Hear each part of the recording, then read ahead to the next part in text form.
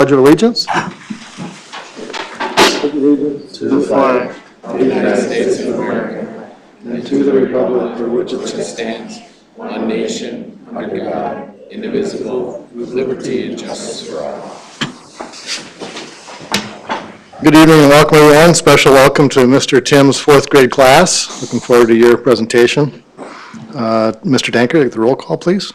Mayor King. Present. Councilmember at Large Austin. Present. Councilmember Baskin. Present. Obala. Present. Waller. Present. Postma. Present. Bashusta. Present. Fisher. Present. We have a quorum, Your Honor. Thank you, Tom. Item number 1 is a motion approving the agenda and the additions. So moved. Second. All in favor? Aye. Opposed? Motion carries. Item number 2 is a motion approving the minutes from our January 3rd, 2022 meeting. So moved. Second. All in favor? Aye. Opposed? That motion carries. We're postponing, thank goodness, the recognition for the food drive. That'll be the next meeting. Item number 4, motion for the consent agenda. So moved. Second. All in favor? Aye. Opposed? That motion carries. Under petitions and requests, item number 5, we have Mr. Tim and his fourth grade class from Southgate have a proposal for council. Looking forward to this, Mr. Tim. Invite up whoever from your class. Come on up here. So this was an idea that it transpired from a story we read. The kids came up with the idea. They wanted to come up with something to help with our community. I presented the idea to Mayor King, and he said, come on up. So with me today are Jacob, Josie, Colton, Logan, Tyler, Clara, Malaya, and Spencer, who said that I forgot to mention that I am Mr. Tim, Brian Tim. Right on. So Spencer's going to read it for us. Dear Austin City Council members, my name is Spencer Reeder and I am representing 4th grade class at Southgate Elementary. We would like to plant a community orchard to help stop hunger.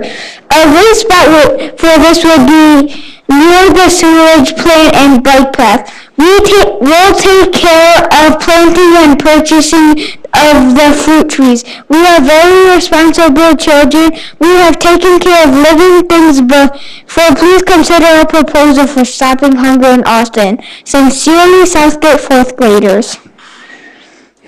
Thank you. Spencer, is it?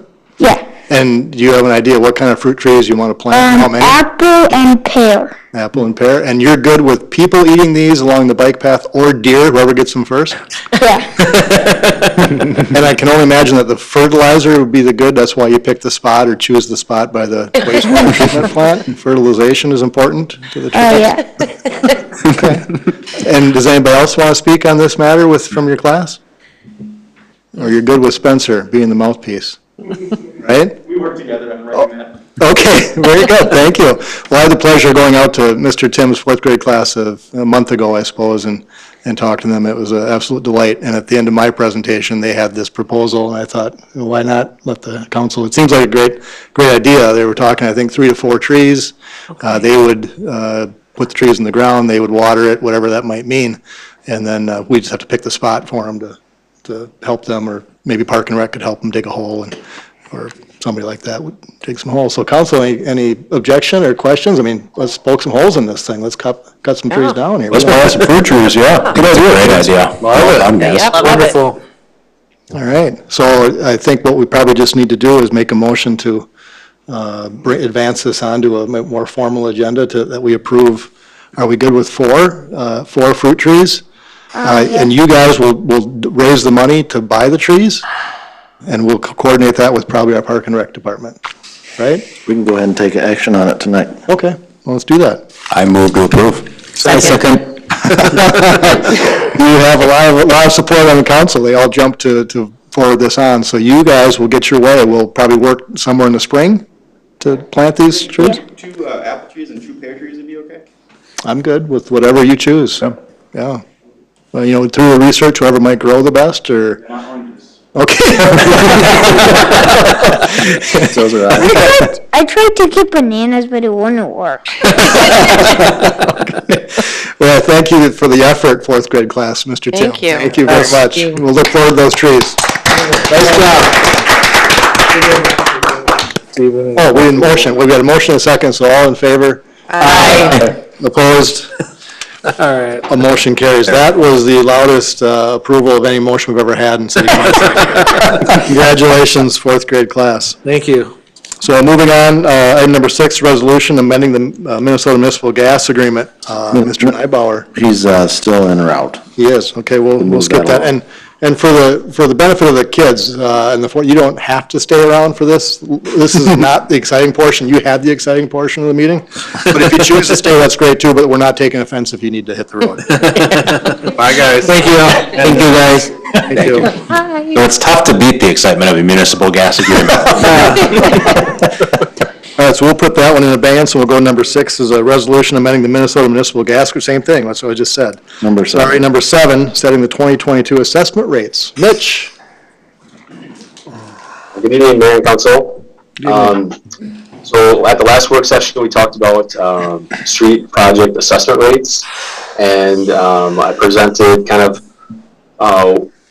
what our goal is for assessing projects. In an ideal world, we get 50%, but due to intersections and corner lots, things like that, our goal is kind of 40% of the construction costs would be assessed to the adjacent property owners. So for 2021, we evaluated our assessments versus our as-built construction costs. We are at 33.1% of our total costs. So we brought the proposed rates for 2022 to the council at the work session, and a motion was made to increase the rates to by 7% for 2022. This would put the residential reconstruction assessment rate at $56.18, and it would put the commercial rate at $80.22. And then we also included some increases to our sidewalk, curb and gutter, and mill and overlay rates based on what we see for construction rate increases. So that's what's before you today to decide on. If you have any questions, please let me know. Council, any questions for Mitch? If not, looking for resolution setting the 2022 assessment rates. So move the resolution. Second. Mr. Dankert? Councilmember Baskin. Aye. Obala. Aye. Waller. Aye. Postma. Aye. Bashusta. Aye. Fisher. Aye. Councilmember at Large Austin. Aye. Resolution passes 7-0, Your Honor. Thank you. Might want to get the kids back in for this excitement. Accepting the audit engagement letter from Clifton Larson Allen. Thomas? This is the excitement of the year for me. We have the audit engagement letter from Clifton Larson Allen, a local firm that has done our audit for many years. For 2021, they're proposing a 2.7% increase, which would put our costs at about $47,565. We did actually verbally agreed on a 3-year contract, but engagement letters, they can only do one at a time, and the next 2 years will be under 2% each year thereafter. Again, they're a qualified local firm, pays taxes and employs people here in town, so we'd request approval of the audit engagement letter for 2021 audit. Tom, are you going to, sorry, No, go ahead. I interrupted. Is the city going to do the CAFR? Yes, Okay. we will draft that again like we've done in the past. Okay, that's, a huge savings. What is it, 12,000 or something? Yeah, there are not many entities that do those anymore. Right. They pay them to do them, but we do have the in-house staff expertise and training to do that, so we take care of it. Great. This is just the beginning of the excitement for you, isn't it? When the fun final all audit the comes time. out, isn't that the highlight? Audit budget, I don't know what's going on. Makes me tingly. So with that, if no other questions for Mr. Dankert, looking for a motion for item number 8. So move. Is there a second? Second. All in favor? Aye. Aye. Opposed? That motion carries. Item number 9, reviewing an updated zoning ordinance. Boy, that was intriguing read. 100, I don't know how many pages, almost 200 pages. I'm all memorized. 97 was my favorite. Page 72. was really good. Let's hear from Holly. Just to keep building on the excitement. After updating our 2016 comprehensive plan, it was recommended that the zoning and subdivision ordinances also be updated to facilitate the implementation of our goals and visions in the plan. and limit legal challenges due to any inconsistencies between the plan and the codes. Make the codes more user-friendly and efficient for both public and staff. And also to address language that was outdated, issues that came to planning commission often, and many other items. In late 2019, WSB was selected to assist the city in updating our zoning and subdivision codes, which has been completed and is presented for your review and approval. All such codes, similar in other cities in Minnesota, have elements that are required by law and elements that may change from time to time as our community addresses new and ongoing challenges and opportunities. So if there's something that, you feel like maybe wasn't as thoroughly reviewed that you have questions about, you can come and see me anytime, or I can always bring it to a work session if you want. But we have the opportunity to make changes as we go forward. And of course, once, staff gets familiar with the new document as well, there may be some tweaks or some adjustments. At the January 11th, 2022 meeting of the Austin Planning Commission, the commission reviewed the proposed code update. After review of the materials and overview by WSB, public comment, there were none present, and discussion of the plan by the Planning Commission, the commission with 6 members present recommended approval 5-1. Eric Zweber from WSB is here, and he will do like a shorter presentation just to give you an overview of the process and the major aspects of the zoning code and the updates that we made. And I'll hand it over to Eric if we can give him the screen. Thank you, Holly. Thank you, City Council and Mayor. I am waiting for the host to enable me to share the screen, but I would say it's been delightful over the last year to be working with Holly on this update. This presentation has a lot of bullets that I will not review, but I have it in case there are questions. But to start off with, I think Holly gave a very good summary, but the project kickoff was in September 2019. Shortly thereafter, we had a work session with the Planning Commission City Council, and right before COVID, we had the opportunity to do some public or pop-up engagement at the library. Since that time, we've been working on a draft, the draft code. It is called the Unified Development Code because we are combining the zoning and subdivision into one code section that helps developers from hunting around in different sections of the code. After that, we gave a presentation to the Austin Area Chamber and also uploaded it to the project website for review. And as Holly stated, we conducted the public hearing with the Planning Commission last week. Holly did a good job of reviewing why this update is happening. This slide I like to describe. It's what we call the Pyramid of Discretion. It means that elements at the bottom of the pyramid, the city has the most latitude to create its own rules. The areas at the top, the site plan and building permit review, if those items meet the code, they should be granted. So you see the zoning and subdivision is just above the comprehensive plan. It should implement the comprehensive plan, but the city has a lot of leniency on how it creates the code. So quickly I'll go through these 7 chapters and then the zoning map itself. So we have general provisions at first, which really relate to a lot of items outside of the city's purview. It's a lot of things that relate to the laws that interact, the ability to implement the ordinance. Also discusses how to interpret things if they conflict. What people are probably most familiar with is the zoning districts. So it divides the community into essentially 5 overarching zoning districts: residential, business, industrial, agricultural, and then planned unit development, which allows you to essentially create your own zoning district on a separate project. There's also the zoning map, which is shown here, and which shows the boundaries of those areas. And then in addition, there are some zoning regulations such as lot size, setbacks, and heights and lot coverage. Before I go to the next page, the one thing I would like to point out is this is the existing zoning map. You will see all the various zones, including the B1 business district. We are actually proposing to remove that business district.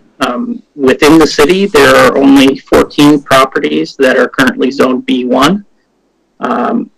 6 of those properties happen to be owned by the Mayo Clinic, and the rest of the Mayo Clinic is zoned R2, so we are proposing to rezone those 6 properties to R2. There is one property that is occupied by a single-family house, so we are proposing to rezone that property to R1.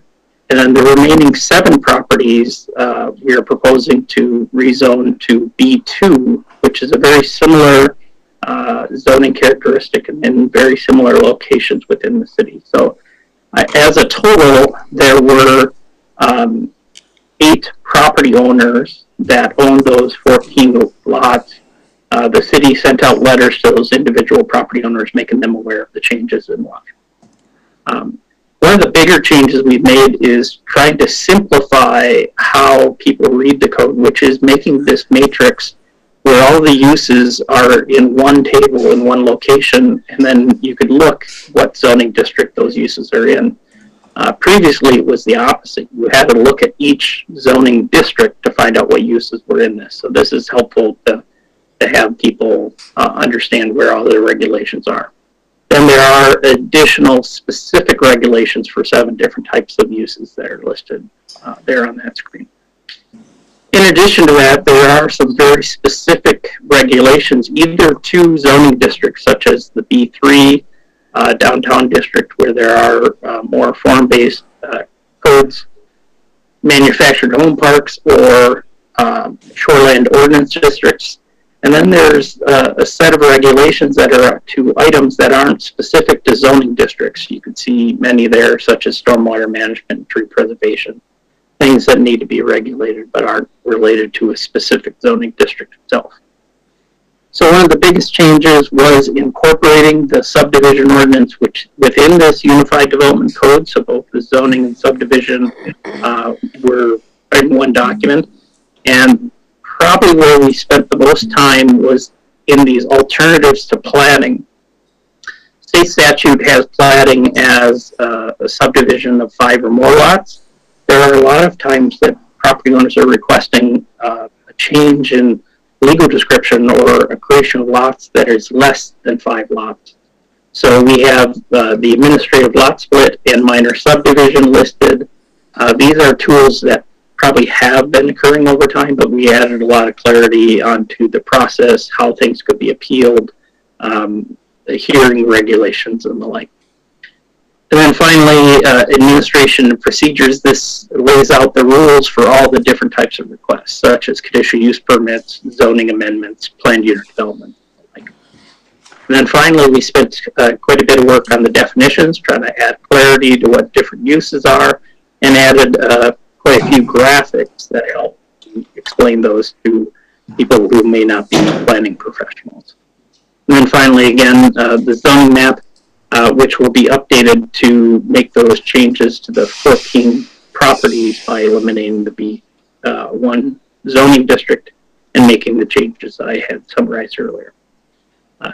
This is just a link of where the ordinance has been located for people to review over the last 2.5 months. The last summary it would give you is there's not only a lengthy document, which is the ordinance itself, but there are actually 3 documents that we need motions to approve. The first is the ordinance itself, that lengthy document that we talked about. Second is a summary publication that allows the city to just shorten quite significantly what goes in the newspaper. For that summary to be published, there's a resolution that needs to be passed. Within that summary publication, it states that The paper copy will be available at City Hall. People can come in and review them at any time. It will stay live on the project website while it gets codified and put into the code. So with that, I stand for any questions you may have. Thank you. Council, any questions for Mr. Weber? I do have one. Could you talk a little bit more about the subdivision ordinance, just maybe a 30-second elevator pitch as to what that is? Certainly. Let me go back to that slide. That will help me a little bit. Sorry.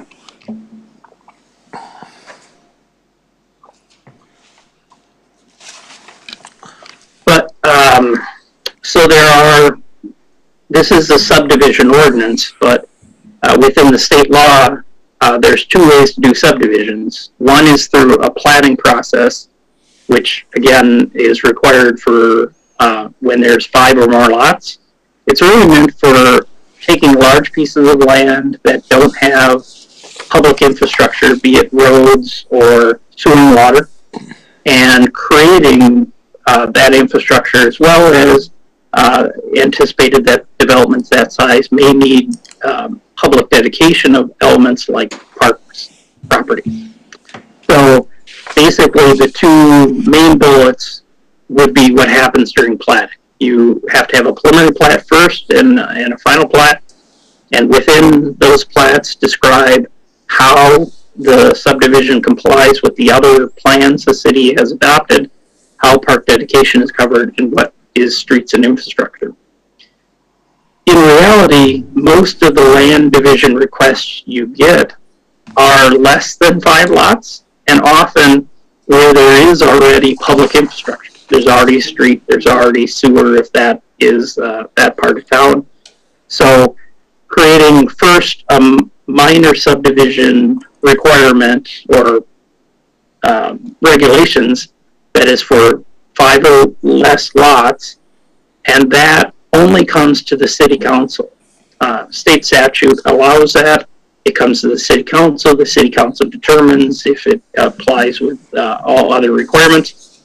Should it be that those 5 or less lots require a new street or sewer and water, other public improvements, the city council may deem that it doesn't qualify for the minor subdivision process. It would have to go through the full platting. But for developers, it's quite a shorter process. It's only one meeting in front of the city council instead of both the planning commissions and city council. I would point out that notification is still required for this meeting, but it would be a hearing in front of the city council instead of the planning commission, and then based on their recommendation, the city council. Administrative lot split is meant for even less than that. It could be up to 3 lots, but it's meant for properties that have all the requirements that they need, will meet the zoning requirements. So in many cases, it may be, say, a 10-acre parcel along a street that exists today, and somebody wants to divide them maybe into 2-acre lots and then save the rest as a 6-acre lot. That can be approved by city staff and just inform the city council. It sounds like in Mower County this has happened already without a formal process. This allows Holly to send it around to the other departments, make sure that everybody's okay with how things are proposed, but if so, a fairly efficient process to go to the county recorder and make those legal descriptions. Does that help address the subdivision ordinance? Yeah, perfect. Thank you.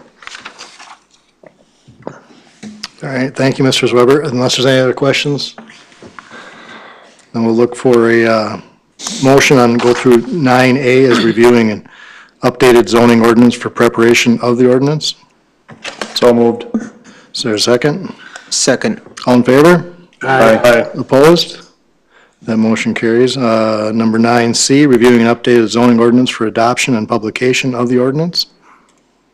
So moved. Second. Tom? Councilmember Baskin, Aye. Obala, Aye. Waller, Aye. Postma, Aye. Bashusta, Aye.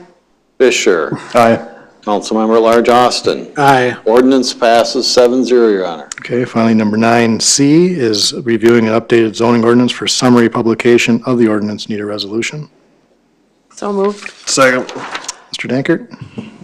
Councilmember Baskin. Aye. Obala. Aye. Waller. Aye. Postma. Aye. Waschusta. Aye. Fisher. Aye. Councilmember at Large Austin. Aye. Resolution passes 7-0, Your Honor. Thank you, Tom. Thank you, Holly, and thank you, Mr. Weber, for your presentation. Appreciate it. Moving on to item number 10 is a resolution authorizing the execution of Minnesota Opioid State Subdivision Memorandum of Agreement. Craig? Thank you, Mayor, members. Based off suggestion from the state, this allows for more flexibility for the state and counties to receive compensation. The city is not likely to file individual suit related to opioids. We don't have the cost implications that would warrant us to be looking into that, so we want to be a partner to the state and maximize whatever settlement they might be able to enjoy. We need approval of the memorandum of agreement. Okay, council, any questions for Craig on item number 10? If not, look for a resolution. So the county is like the .058. Is there a separate, does that like 1.7 million then go into like a portion for the city, or does the city get like a separate fund? How does that work? The Trying to do the city, math. city wouldn't get any independent expenditure as we understand it. Okay. Okay, for resolution, item number 10? So moved. Second. Tom? Councilmember Baskin. Aye. Obala. Aye. Waller. Aye. Postma. Aye. Waschusta. Aye. Fisher. Aye. Councilmember at Large Austin. Aye. Resolution passes 7-0, Your Honor. Thank you, Tom. Item number 11 is a resolution accepting donations of the city of Austin, and they are $1,000 from Dr. Kurt Potash for the APD exercise training room, as well as $350 in gift cards from Edward Jones, also to the APD community distribution. Chief McKeegan, you want to speak on those donations? Dr. Potash approached the captain, just wanted a way to support staff with a donation in order to have it benefit the officers and deputies. We advised him that we do have a fitness facility that's very well used and we're very proud of. And so he was nice enough to donate towards that particular fund, which helps us put new equipment in the room.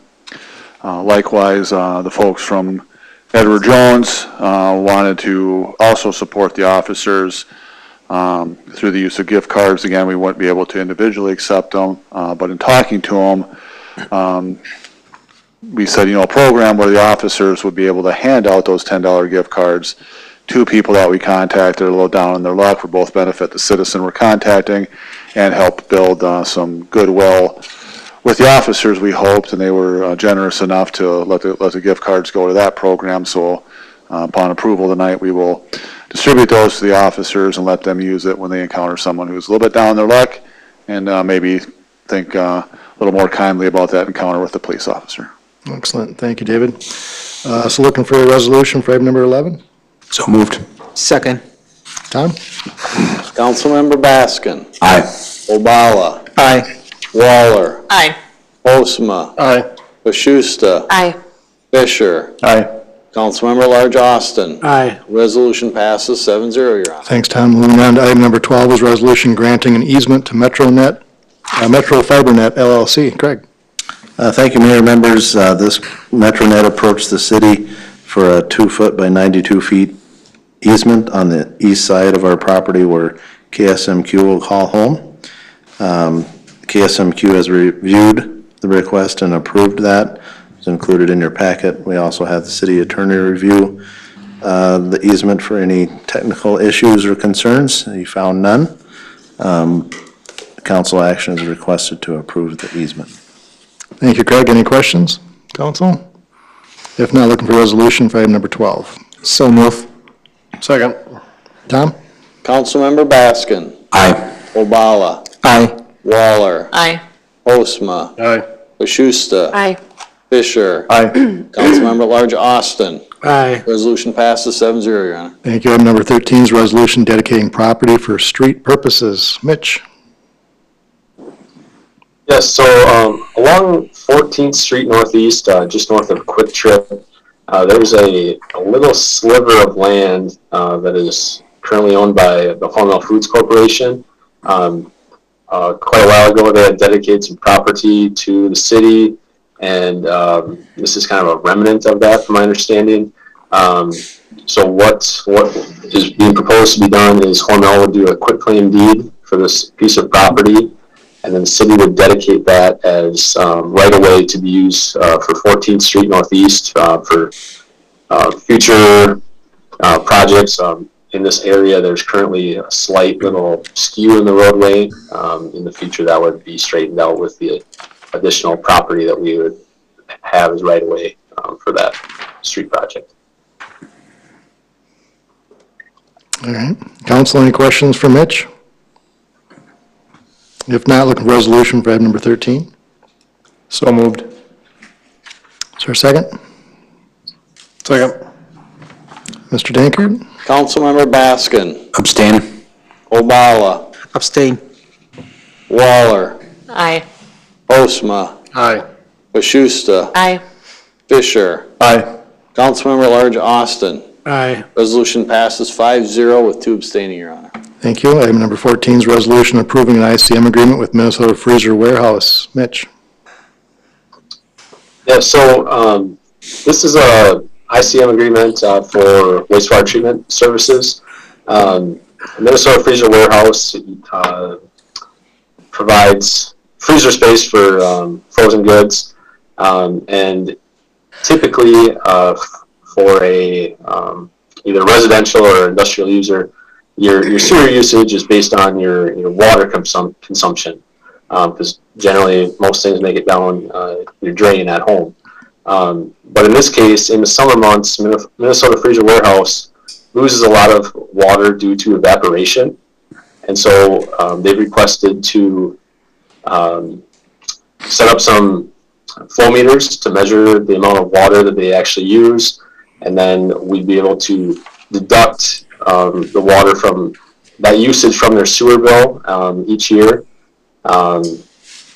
and refund that money, so they're only being charged for the sewer usage that actually goes down the drain, not what's evaporated into the atmosphere.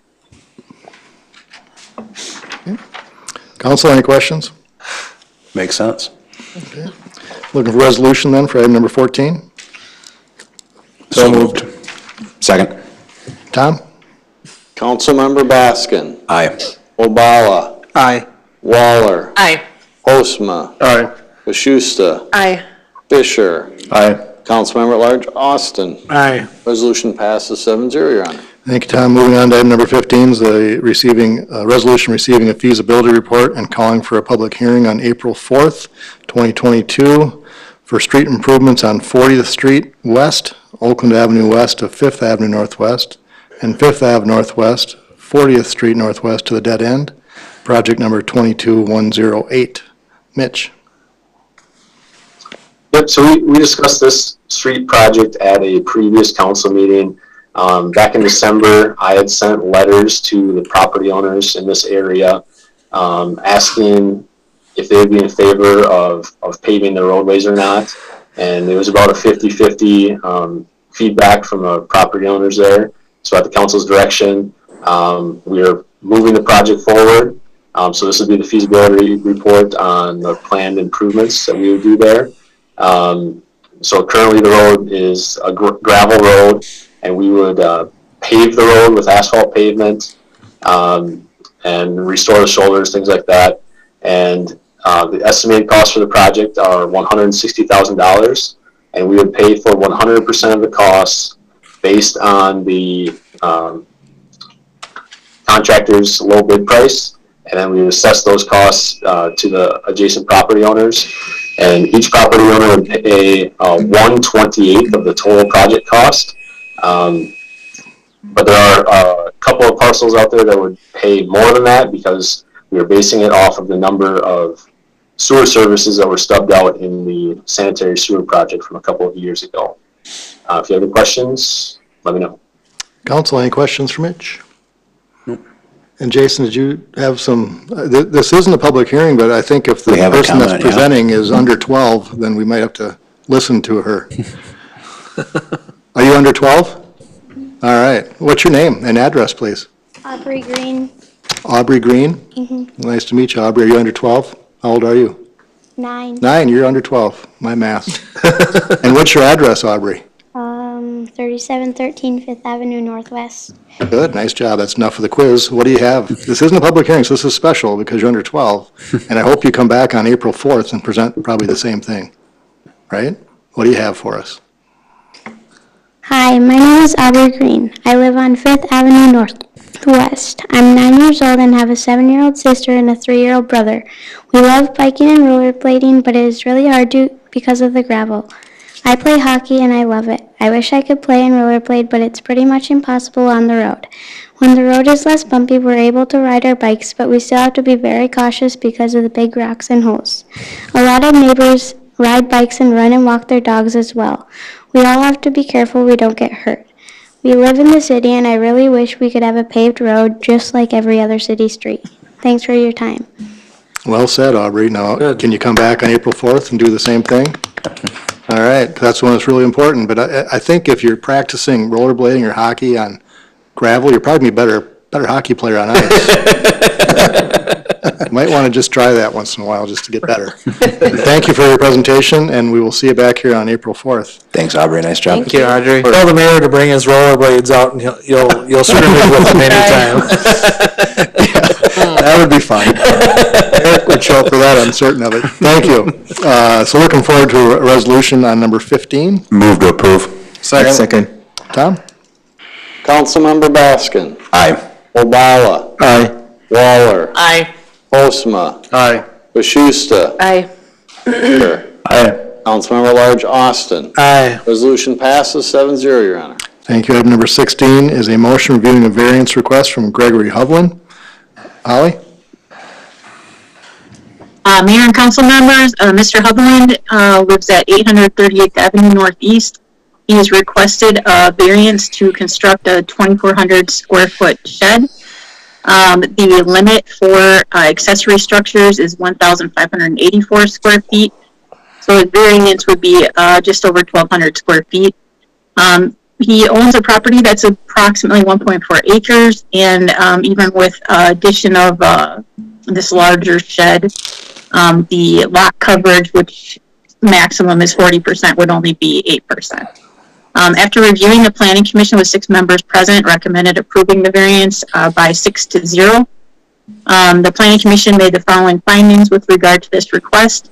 That the requested variance is in harmony with the general purposes and intent of the zoning ordinance, that the variance, if granted, would not alter the essential character of the locality in which the property is situated, that there are circumstances unique to the property not created by the landowner, and that the landowner intends to use the land in a reasonable manner not permitted by the ordinance. Do you have any questions?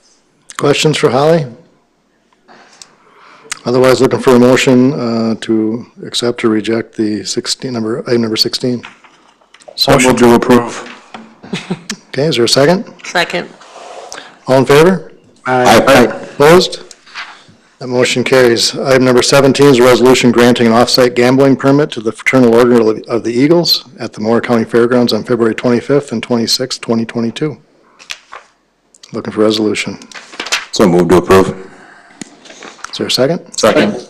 Tom? Councilmember Baskin. Aye. Obala. Aye. Waller. Aye. Postma. Aye. Bashusta. Aye. Fisher. Aye. Councilmember at Large Austin. Aye. Resolution passes 7-0, Your Honor. Thank you, Tom. Item number 18 is a motion granting the Planning and Zoning Department the power to contract for the removal of junk and/or illegally stored vehicles at 307 7th Street Northeast, the Cruise property. Need a motion? So moved. Is there a Second. All in favor? Aye. Opposed? The motion carries. Item number 19 is a motion to accept Bill Bodine as the next honorary council member, starting February. So moved. Second. All in favor? Aye. Opposed?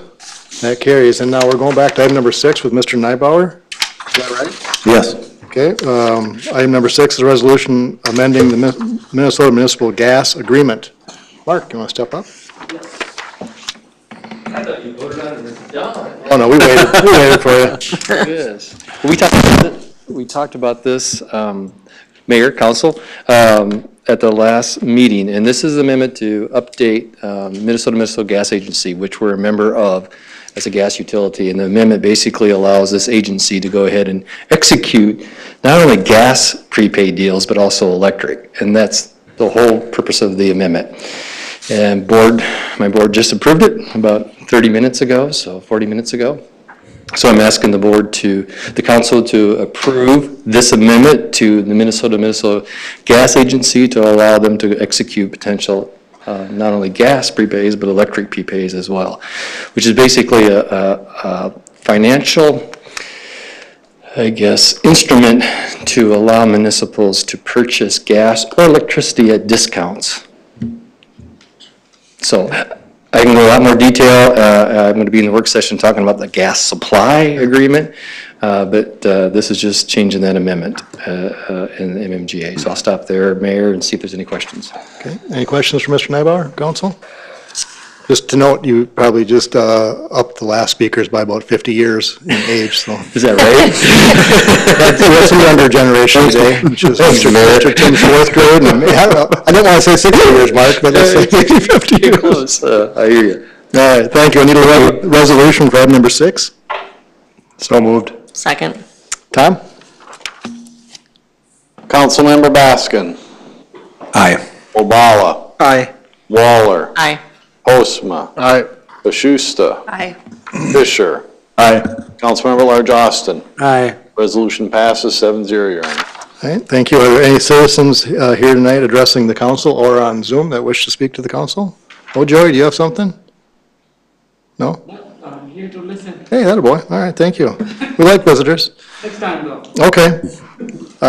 With that, and our honorary council member will be Bill, starting in the first meeting in February.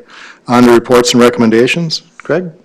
March 2nd is Coalition of Greater Minnesota Cities Legislative Action Day. If you're interested in joining us in St. Paul, let me know. And then reminder on our special meeting on the 24th at 3:30. That's all I have. Thank you. And no department head? No. Okay. City council. Joyce, anything? No, thank you, Your Honor. You bet. Mike? Nothing, Your Honor. Rebecca? Nothing, Your Honor. Jeff? Nothing, Your Honor. Obama? Nothing, Your Honor. Jason? Your Honor. Paul? Oh my goodness, it's never happened before. I was more impressed that Joyce didn't have anything. Now kids. All right, so with I that, have to keep you two separated. nothing further, we'll take a motion to adjourn to February 7th at 5:30 in council chambers. So moved. Second. All in favor? Aye. Opposed?